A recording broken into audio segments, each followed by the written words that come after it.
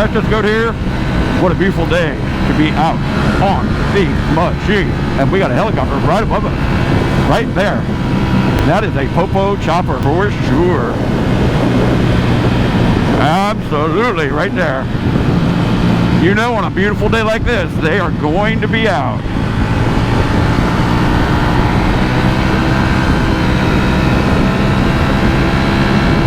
That's why you always got to keep your eyes peeled, folks. Keep them peeled. Look up, look down, look all around. Man, we're going to go this way over here where all this traffic is, because they're like working on the highway or something, and they have it down to like one lane. Whew. But I'm not just out riding today. I came out to do a like a motovlog, to have a chat with you guys about the Jixer Bra crash. Talk about that a little bit. And I had a destination, a place where I want to go. A place I haven't been to in a long time. It's like a park way out on the west side of Houston. But man, it is just always a struggle to get anywhere in this town for one reason or another.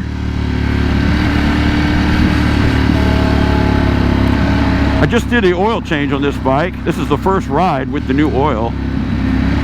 And there's a chopper like right above us, right there.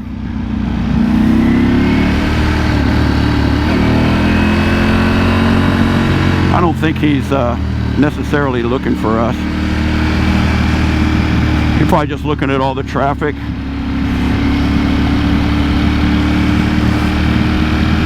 He's right on the other side of this. Oh, there he is, right there. Oh, he's circling.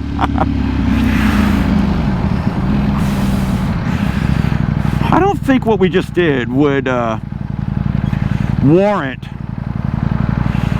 but we might have got his attention by passing those cars. So we'll just take it easy and see what he does. This has turned out to be more interesting than I expected.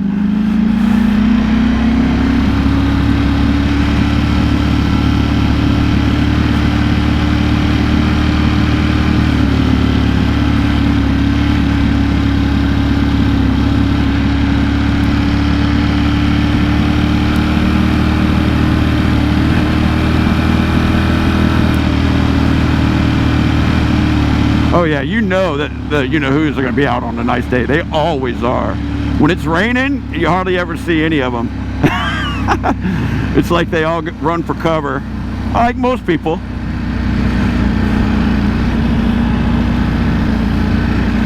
Well, I have not looked up to see where that chopper is,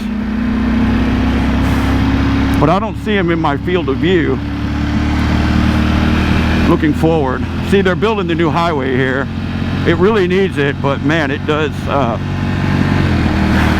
back things up quite a bit. You see, there's nothing here really. It's just people have a hard time merging, of course. Yeah, he's still right there. It's like he's looking at me.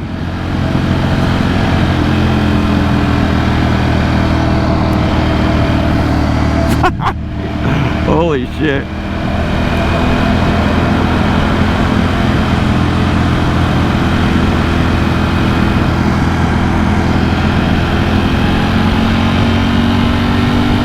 Doesn't really matter if you followed me. I haven't really done anything.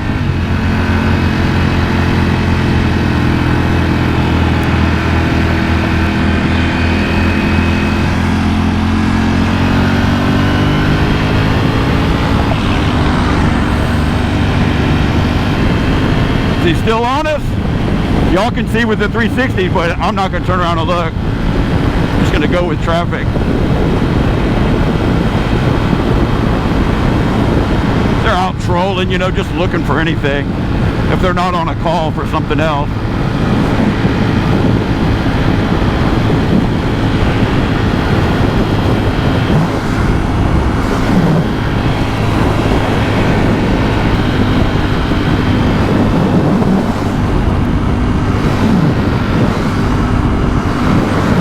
I don't see him. The headset's Johnny Hates Jazz, Shattered Dreams. What a wonderful 80s tune.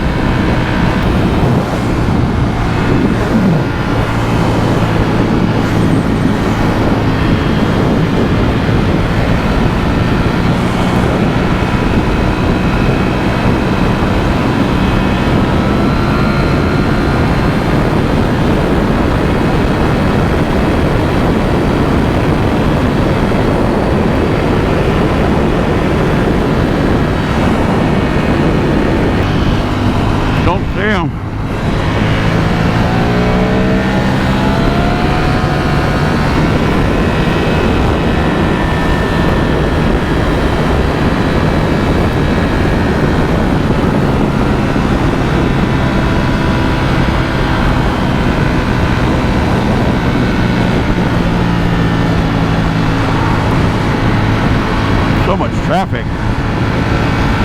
It's not even rush hour.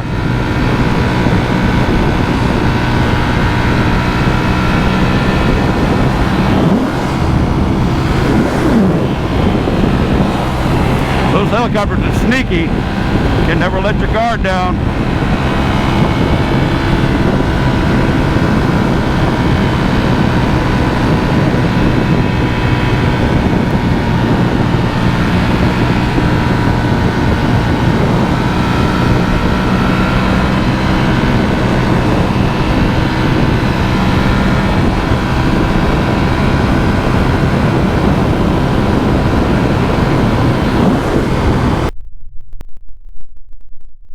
There he is.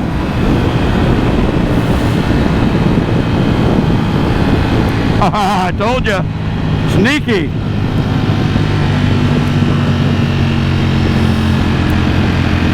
He's following me for sure. I can't believe this.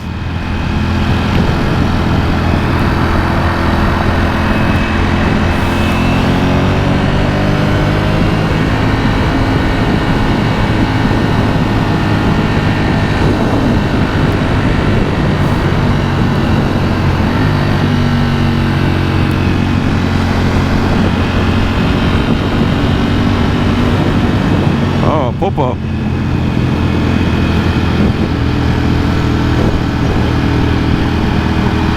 I don't even know if is that the same chopper?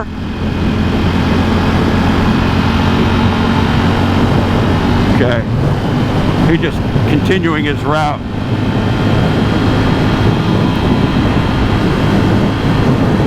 Woo! Skies are a little hot right now, folks.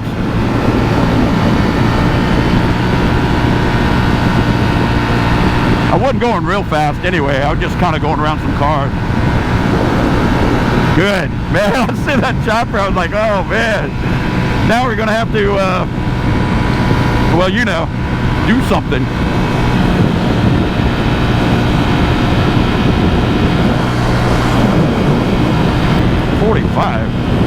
Sheesh. 45 miles per hour on this frickin' road right here. That's crazy. When you go slow like this, you got to be careful nobody sneaks up behind you.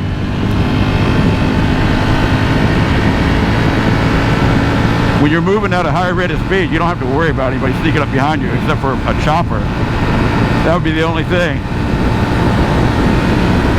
Car? No, not possible.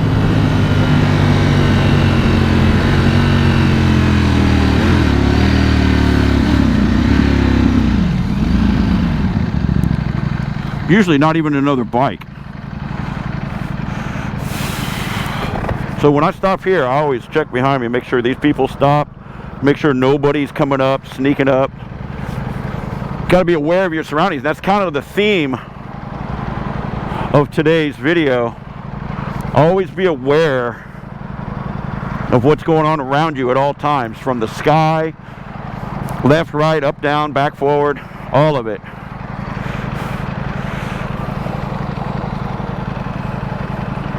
That way you know how to adjust your ride accordingly, or what to do, like move, get out of the way so somebody doesn't rear end you sitting at a light.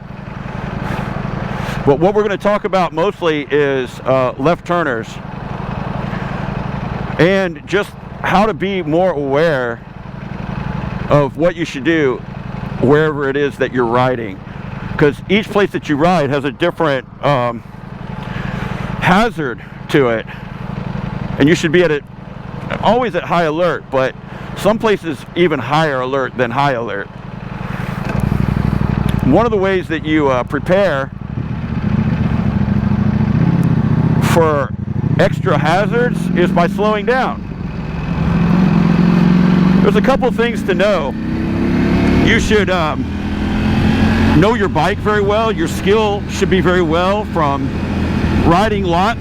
I mean, it's kind of like a paradox. When you're new, you don't have any experience, so you suck. You might know how to make the bike move, but you may not know what to do in last moment situations that pop up. That's where the real skill comes in. And what that does is it means riding a motorcycle just isn't making it function. It's also integrating into your environment. Seamless integration into the environment is the biggest part of riding a motorcycle, period. And what a lot of people may fail to recognize is that they think that they got the bike functions down, but they're not ready if somebody pulls out in front of them, because they didn't know how to prepare for that from the beginning. So they put themselves in a bad position due to lack of experience, lack of awareness. So the paradox is, when you're new, you got to ride a lot, but you suck, and so it's very dangerous for you. But in order for it to be less dangerous is to gain experience. And the only way to do that is seat time. Seat time to ride, to be in the seat of the bike, riding it. So good luck, everybody. Just kidding. If you want to know more about these types of topics, you can tune in to the GOAT live stream every night, Monday through Friday, from 10 p.m. Central Standard Time, and we run about 2 hours, which takes it just after midnight.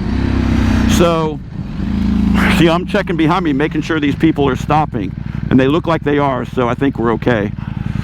So, what is the #1 cause of motorcycle crashes involving another vehicle? I say involving another vehicle because the statistics may be skewed a little bit whenever it's just a solo accident with a rider by himself on a motorcycle. So the #1 thing that injures motorcycle riders or cancels their breathing altogether is left turn vehicles turning in front of the motorcycle rider. And usually because they did not see them. And even though the motorcycle is easy to see, at least in my view it is, the human mind is kind of a strange thing. It's used to looking for, it gets programmed through repetition. And there's really not that many motorcycles out on the road. So mostly what people see are cars or trucks. So what they're looking for are cars or trucks. Their brain just becomes programmed in that way. And whenever the shape of a motorcycle is well within their view, it doesn't register as something that they're looking for. It's not what they expect to see at a subconscious level. So they might look right at it. They might look right at you and just pull out anyway. And this is the problem. This is the problem. So what happened with Jixer Bra is this very scenario. He was in a densely populated area similar to this that we're in right now, and I don't know how fast he was going. He was on his supermoto, and it has like a makeshift small LED, I believe, light on the handlebar, just kind of clamped on. Something that's probably battery powered, if I was to guess. And he had it on there, but was it on? I don't know. I would hope that he would have it on at all times, but probably not if it's battery powered, because you're going to worry about the battery running down, right? So, you know, that is possibly something that could have contributed to this. The light wasn't on. And like I said, I don't know how fast he was going, But according to him, he didn't have enough time to stop or swerve or whatever, so he went right into the right front fender of this truck, and I imagine that he flew over it, because his injuries indicate something along those lines. If he was just to run into the side of it and kind of stay on the bike and kind of flop back down in the seat, I don't think he would have the injuries that he does. There's no doubt that he went over. If he was going fast enough to where he could not stop, then that is going to be fast enough to eject you from the bike. And then over the hood you go. He may not have even touched the hood of that truck with his body. So then he's full flying squirrel mode. That's what I call flying squirrel mode. Picture a flying squirrel. Ah! That's what you're doing. But you can't land like a flying squirrel. Nope. You're screwed because you're a human. You're not a squirrel. So the landing in something like that would indicate the wrists and the broken neck that he said he has. I don't know how bad it is. Apparently not bad enough for him to be paralyzed, hopefully. Oh man. Usually that is what happens. If you break your neck, then you're paralyzed from the neck down. Wayne Rainey used to be the best MotoGP racer, and he had an accident while on the track, and then he got a spinal injury and then was paralyzed from the waist down, and that kind of ended his riding altogether. So his injuries indicate that he flew over the hood of the truck, and then he had shattered legs too, left and right leg. I think his right leg probably was worse than his left leg, but oh man, these are serious injuries, and I imagine it's just from flying over the hood of the vehicle and then landing on the pavement on the other side of the vehicle with some velocity attached to it. So you're up in the air about, I don't know, I would guess at least 10 feet up. At least 10 feet when the back of the seat of the bike flings up. It's like a springboard, and it's just gonna, like a catapult, it's gonna fling you up into the air higher than what you already are. So like right now on this bike, I'm probably about 4 feet, 3.5, 4 feet off the ground, something like that. And then if I get flung out of this seat in an accident like that, I'm probably going to be and enough to go over the truck, which is probably 4.5 feet tall, the hood of that at least.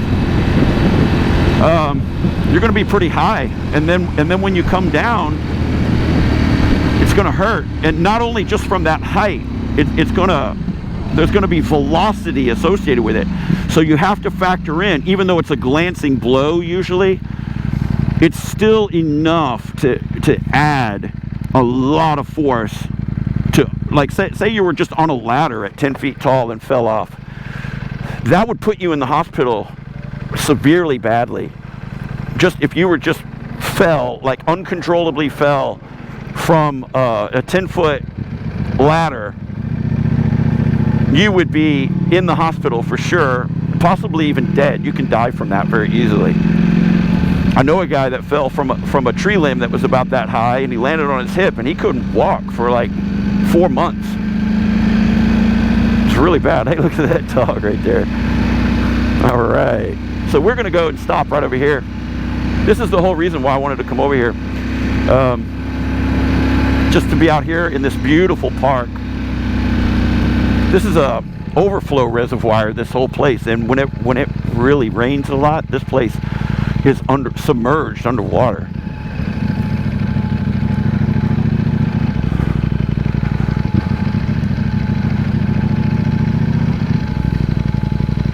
There's no motor vehicles beyond this point. I was looking for a bit of shade. Maybe we can park right here in this shade. Yes, there's just enough shade. All right, and this shade is going to be leaving as the sun moves overhead, but we'll take it for now, for sure. There's some water right there, not even close to putting us underwater, thankfully. So anyway, here's the duck in the shade. Isn't she beautiful? Yeah, absolutely, man. Just like I was telling you before I saw the helicopter earlier, I just changed the oil, and I've looked at the oil. You always examine your oil after you drain it out. And in this bike, it has a magnetic drain plug. It has a magnet on the drain plug. And if there's any metal shavings, steel metal shavings, that picks it up. When I looked at it, there wasn't hardly anything on it. There's always going to be something from the clutch and the gears and this and that. Nothing to be concerned about if it's not a lot.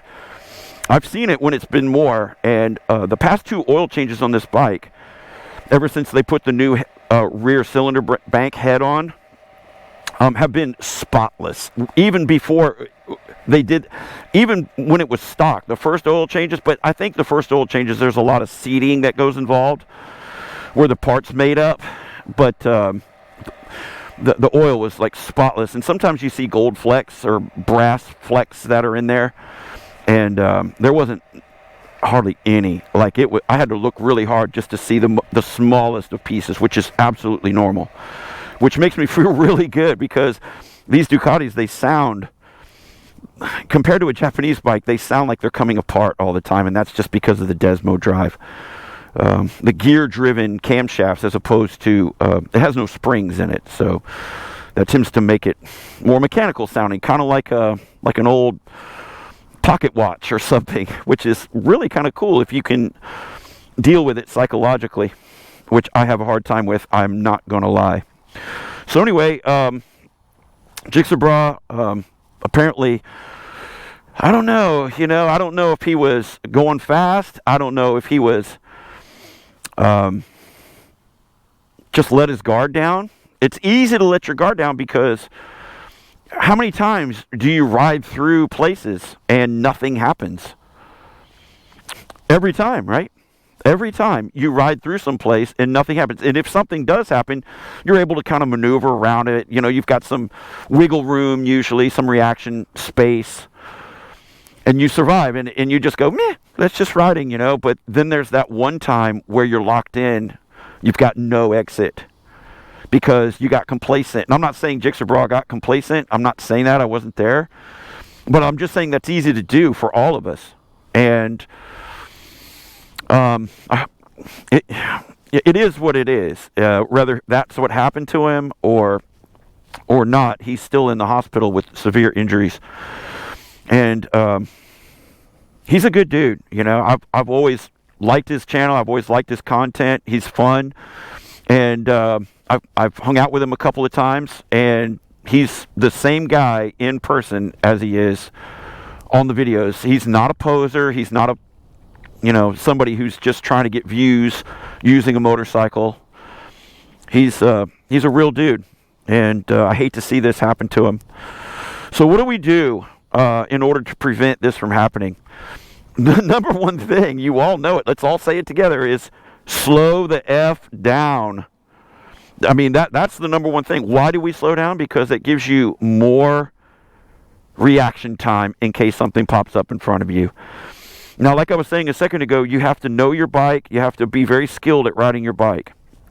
That way you can make it maneuver as quickly and as fast and adeptly as possible whenever something pops up in front of you, that you're going to need all of your skill and all of the handling performance and stopping power or acceleration, whatever it may be, from your machine, whatever it is. Now, that supermotor is super agile. It's light, and it's flickable, and it's easy to turn. More so than probably a bike like this. And this thing is phenomenal.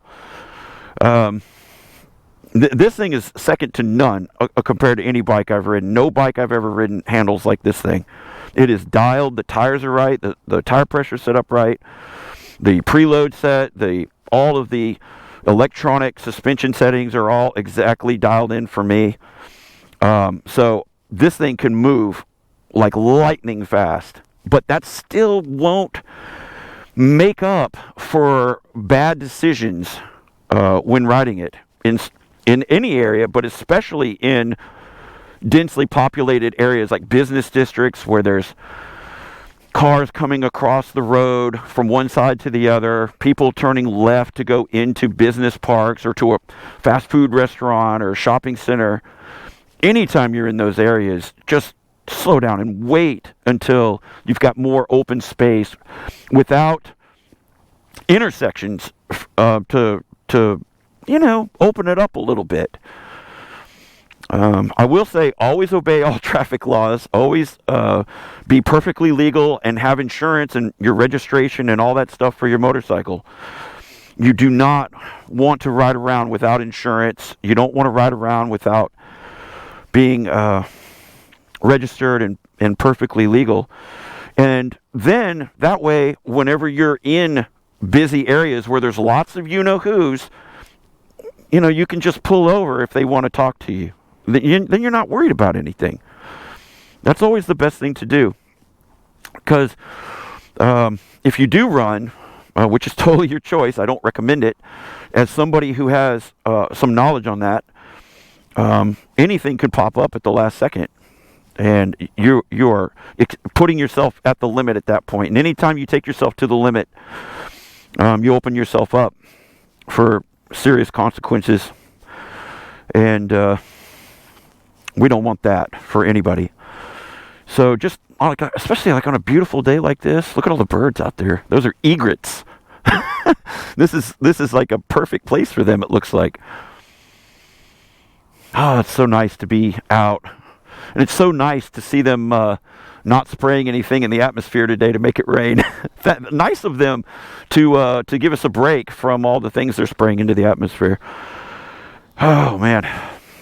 So anyway, that's pretty much all I wanted to say. We go into these topics a lot more in depth in the live stream because we're on for 2 hours. It's a live chat, so you guys can come in and just ask me anything, and then we can talk about whatever you want. That's pretty much how we do it. I don't really have any ideas or script or topics or anything like that whenever we get rolling each night in the live stream. I just read your comments, and then that gives me something to talk about. So it's very interactive. The live stream is pretty much about you guys. Sometimes I talk about what's going on with me in the channel and how YouTube, hides everything I do. It seems like they're hiding both of my channels. So, oh well, it's just the way it is. So anyway, if you guys have further questions, want to talk about it more, just come on into the live stream. And I will catch you guys in the next one. Thanks.